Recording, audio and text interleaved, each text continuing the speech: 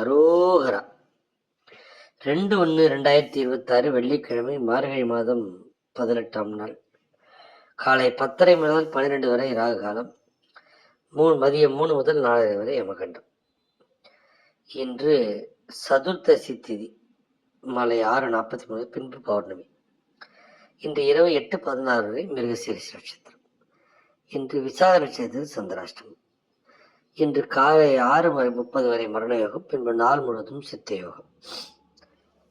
இன்றைய நாள் எப்படி என்பதை தொடர்ந்து பார்க்கலாமா?